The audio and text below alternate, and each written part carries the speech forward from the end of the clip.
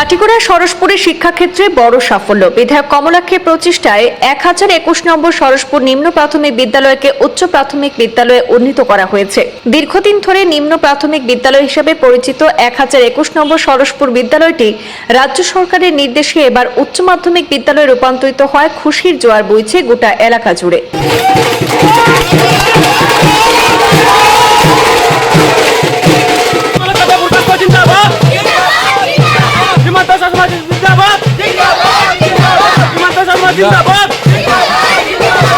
এই উপলক্ষে রবিবার স্কুল কর্তৃপক্ষ এবং স্থানীয় গ্রামবাসীদের উদ্যোগে স্কুল সংলগ্ন মাঠে এক জাঁকজমকপূর্ণ সংবর্ধনা অনুষ্ঠানের আয়োজন করা হয়। এই অনুষ্ঠানে স্বতঃস্ফূর্তভাবে অংশগ্রহণ করেন এলাকার বিপুল সংখ্যক গ্রামবাসী। বিশেষ অতিথি হিসেবে উপস্থিত ছিলেন উত্তর করিমগঞ্জে বিধায়ক কমলাক্ষ দে পুরকাস্ত, যাকে বিদ্যালয়টি উচ্চ প্রাথমিক স্তরে উন্নীত করার অন্যতম প্রধান উদ্যোগী হিসাবে উল্লেখ করেন বক্তারা। অনুষ্ঠানে বক্তব্য রাখতে গিয়ে একাধিক বক্তা বলেন, বিধায়ক কমলাক্ষ দে পুরকাস্তের বলিষ্ঠ পদক্ষেপেই 1021 নম্বর সরসপুর নিম্ন প্রাথমিক বিদ্যালয় আজ উচ্চ মাধ্যমিক বিদ্যালয়ে রূপান্তরিত হয়েছে। তাদের মতে অতীতে অনেক নেতামন্ত্রীর আগমন ঘটলেও পিছিয়ে পড়া সরসপুর অঞ্চলের উন্নয়নে সেভাবে কেউ উদ্যোগী হননি। সেই জায়গা থেকে কমলাক্ষ দে পুরকাস্তের সক্রিয় ভূমিকা এলাকাবাসীর কাছে প্রশংসনীয়। বিদ্যালয়ের উন্নীতকরণ উপলক্ষে গ্রামবাসী, বিদ্যালয় কর্তৃপক্ষের পাশাপাশি রাজ্যের শিক্ষামন্ত্রী এবং মুখ্যমন্ত্রীকেও কৃতজ্ঞতা জানান বিধায়ক কমলাক্ষ দে পুরকাস্ত। তিনি বলেন, গ্রামবাসীদের দাবি নিয়ে মুখ্যমন্ত্রী দরবারে পৌঁছানোর পর দ্রুততার সঙ্গে নাকি সেই দাবি পূরণ হয়েছে। বিধায়ক আরো বলেন, সরসপুর অঞ্চলের উন্নয়ন এখানেই থেমে থাকবে না, ভবিষ্যতেও আরো উন্নয়নের পরিকল্পনা রয়েছে। ডাক পেলে তিনি যে কোনো সময় গ্রামে আসবেন এবং সুখ দুঃখের দিনে মানুষের পাশে দাঁড়াতে অঙ্গীকারবদ্ধ। এদিন বক্তব্যে তিনি আসামের মুখ্যমন্ত্রী ডক্টর হিমন্ত বিশ্ব শর্মার নেতৃত্বে প্রশংসা করে বলেন, কাটিগড়া এলাকার উন্নয়নের প্রতি মুখ্যমন্ত্রীর বিশেষ নজর রয়েছে এবং সেই লক্ষ্যে উন্নয়নের কাজ এগিয়ে চলেছে। অনুষ্ঠানে উপস্থিত ছিলেন 1021 নম্বর সরসপুর নিম্ন প্রাথমিক বিদ্যালয়ের প্রধান শিক্ষক বলরাম বৈষ্ণব, এলাকার বিশিষ্ট নাগরিক এবং সমাজসেবীরা। আমরা দেখেছি যে 1971-এ এই স্কুল এস্টাবলিশ হয়েছিল, এখানে স্থাপন হয়েছিল এবং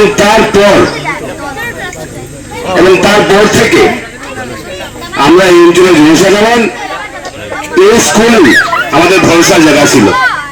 অর্থাৎ এই স্কুল থেকে আমরা প্রাথমিক এলপি স্কুলে আমরা পড়াশোনা করি এবং অনেক জায়গায় গিয়ে আমরা প্রতিষ্ঠিত হয়েছি।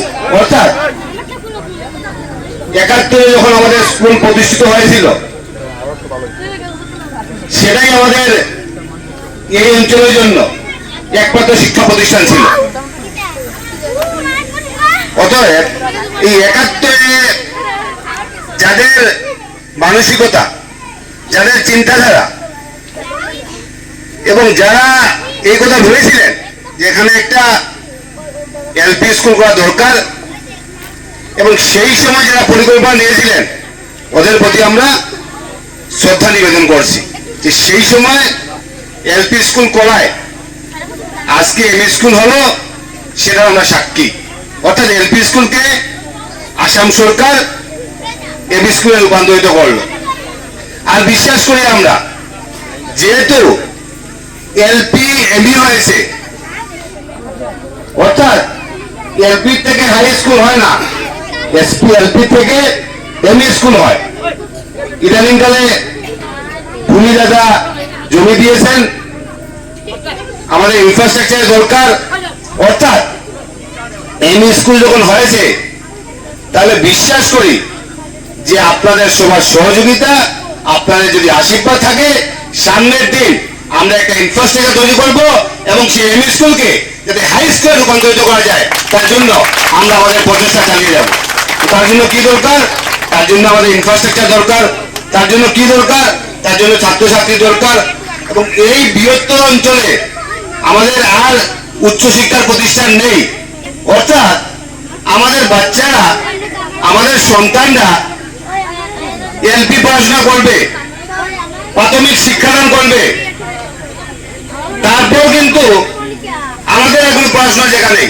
অর্থাৎ আমাদের বাচ্চারা অন্য কোনো জায়গায় গিয়ে পড়াশোনা করতে পারে না, এলপি স্কুল পড়াশোনা করে পড়াশোনা ছেড়ে দিল। তাই আমি বলছি যে একটা অঞ্চল